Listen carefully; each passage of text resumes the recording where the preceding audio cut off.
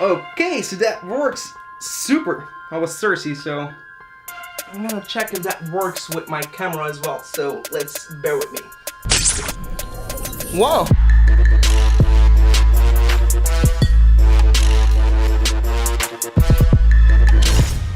Hey, what's up, ladies and gentlemen? I'm Leia, and today I will be showing you how to be Spider-Man.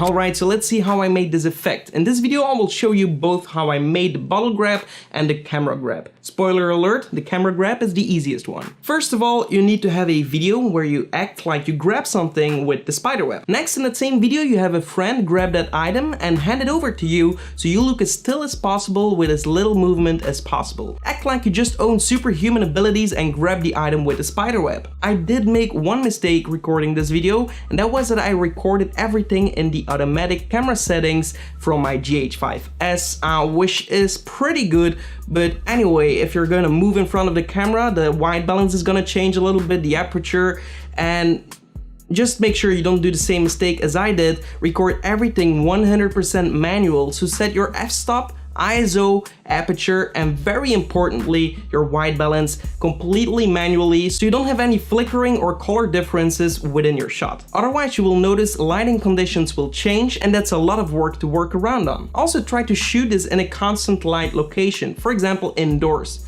If you're outdoors and there are many moving clouds, the light is gonna change constantly, so really try to avoid these kind of situations, because light is gonna get all over the place, and if you cut in between your video, you're really going to notice the difference here. Alright, once you have recorded everything, it's time to open up Adobe After Effects and import your video file. You can download my video file with the link in the description and the spiderweb image as well. I will also show you how to make one of your own as well, so let's open Adobe Photoshop first for the spiderweb. In Photoshop, I choose a white canvas with a transparent background, then I created a new layer and made this layer black and put it below the transparent layer, just as a reference image so I will be able to see what I'm going to create.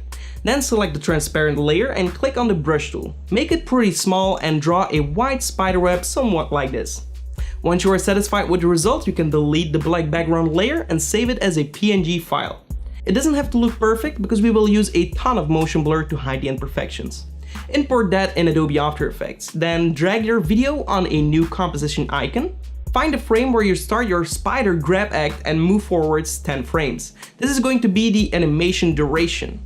Then go to Edit, Split Layer, or Ctrl-Shift-D to split the layer. Then let your friend pass the item and find the start frame where you act like you just grabbed it. Trim the layer to that start frame and drag it at the end of the other layer. Now we want the frozen frame of the desk without the bottle in the shot. This is called a clean plate. Duplicate your second layer and right-click Freeze Frame. Now this layer is just a photo of our desk without the bottle. I will hide this layer for now. Rename the layers you already have to keep everything organized and clear, because you can get pretty tricky with all the same names. Next, duplicate your first layer. We're going to use the same freeze frame effect on this one, this time to have a photo of the bottle on the desk. Select that layer and pick the pen tool, draw a rough mask around the bottle so we can keep only the bottle, and it doesn't have to be perfect as well. Shorten this layer to the amount of time you want to do the animation. I recommend somewhere around 10 frames. Drag the clean plate layer below the bottle layer and make it visible. Make a mask around the area that the bottle was at and then feather the mask to make it more subtle. Shorten the layer until the bottle animation starts, and then I animated the opacity in because otherwise the transition would be too abrupt. Then I will select my frozen bottle layer and move the anchor point to the center of the bottle. Now we can animate the scale, rotation, and position of that bottle layer. Start with keyframes at the beginning, and then at the end, 10 frames forward, animate the bottle exactly like the bottle in my hand. Trim the last frame of this layer so the last position is the actual real bottle in my hand.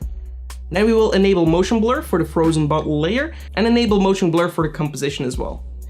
As you can see, my scene colors are very different from lighting because I recorded everything automatic. Don't be as stupid as me and record everything in manual again. It's really important to do it like that. I'm going to quickly correct my colors to match it a little bit better. Okay, so now we are ready to import the spiderweb element we made in Photoshop. Drag it into your composition and also move the anchor point to the start of the web. Move the web into place by scaling, positioning, and rotating it. Then I'm going to finalize the design of the web a little bit more to make it a little more realistic. I'm going to add a roughen edges effect and play around with the settings until I'm satisfied. This will roughen up the web a little bit more, make it more organic. And then I'm going to apply a turbulent noise effect to give it a little bit more contrast and texture. I also lower the opacity to something like 80 or 90 to make it blend a little bit better with the scene colors. Then make a keyframe for the scale at the moment it should be grabbing the bottle. Move 3 or 4 keyframes backwards and set the scale to 0, and after the grab also set the scale again to 0. So now we have that grab animation. Play around with the easy ease settings to make the animations look a lot smoother. After my testing, I found that the end shouldn't have a smooth animation, just only when it grabs and it takes that bottle, it should go slowly and ramp up in speed. That way it looks somewhat kind of elastic. Do this as well for the bottle animation when it flies towards me.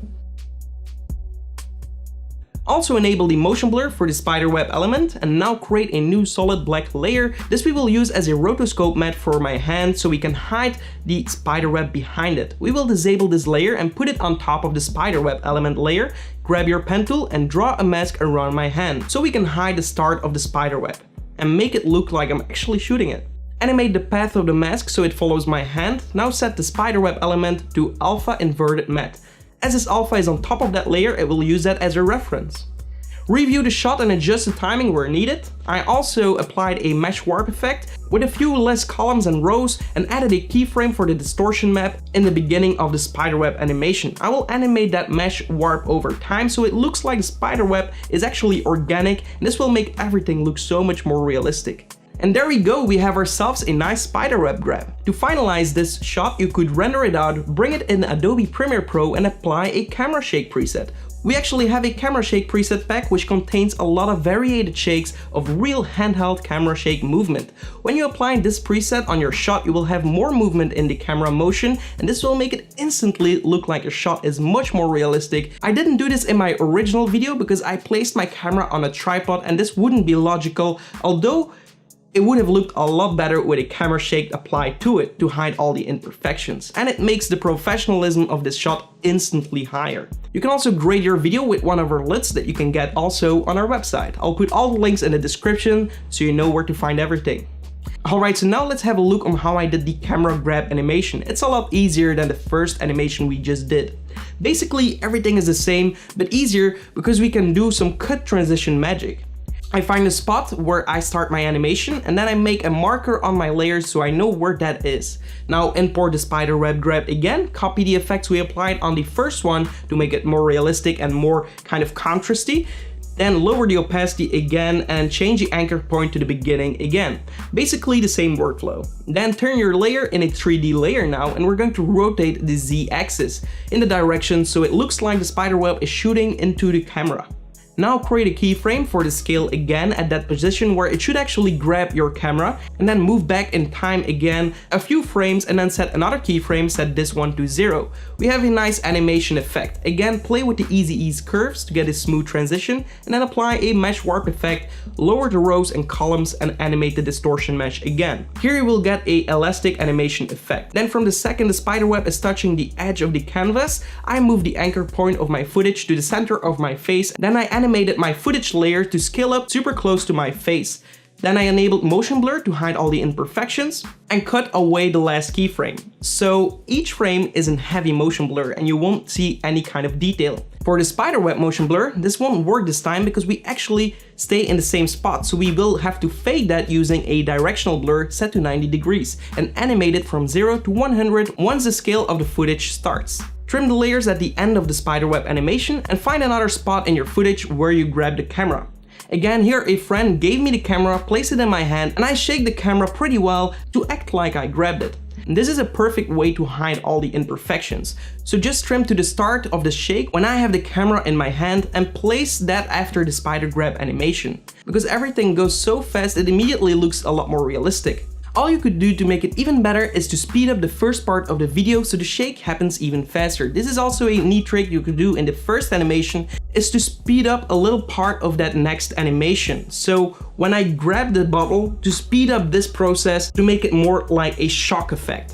Alright, so that's basically it for this video. I hope you enjoyed it, and if you did, give this video a like. Also be sure to subscribe to the channel for more, and definitely check out our website. We have a bunch to offer for filmmakers, motion graphics artists, and much more. Hope to see you in the next one. Goodbye.